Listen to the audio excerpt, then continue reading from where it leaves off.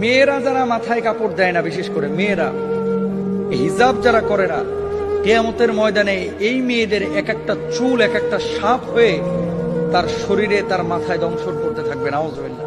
বড় কঠিন বিষয় ভাই। নামাজ পড়া ফরজ, রোজা করা ফরজ, হজ করা ফরজ, যাকাত দেওয়া যেমন ফরজ, পর্দা করা ছেলেদের এবং মেয়েদের তেমনই ফরজ। মনে রাখবেন, আল্লাহ তাআলা বলেছেন ওয়ালিয়াদরিবনা বিখুমরিহিন্না আলা জুয়ুবিহিন, মেয়েরা এমন একটা পোশাক মাথা থেকে পা পর্যন্ত ঝুলিয়ে দিবে যাতে করে তার শারীরিক আকার আকৃতি অবয়ব বোঝা না যায়। আজকে সামান্য একটু ফ্যাশন করার জন্য, নিজেকে জাহের করার জন্য, প্রেজেন্ট করার জন্য, মানুষের সামনে আমার সিল্কি চুলগুলোকে প্রকাশ করার জন্য আজকে আপনি যে পর্দার খেলাফ কাজটা করতেছেন, এই সিল্কি চুলগুলো কিয়ামতের ময়দানে এক একটা ওই রাসেল ভাইপারের মতো আক্রমণাত্মক হয়ে যাবে।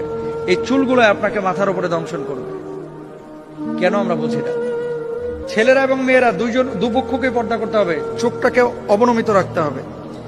মেয়েদের পর্দা তো পুরো শরীর, আর ছেলেদের পর্দা হচ্ছে নাভি থেকে নিয়ে হাঁটু পর্যন্ত। এই অংশটা যদি এক চুল পরিমাণ কেউ খোলা রাখে, আল্লাহর আদালতে তারা দাঁড়াইতে হবে। তো মেয়েরা মুখমণ্ডল, হাতের তালু, পায়ের পাতা এগুলো বাড়ির মধ্যে খোলা রাখতে পারে, আর বাইরে চেষ্টা করবে পুরো হিজাব মেনটেন করে তার সৌন্দর্য যাতে করে প্রদর্শন না হয়। ছেলেরাও চক্ষুকে অবনমিত রাখবে, তার লজ্জায়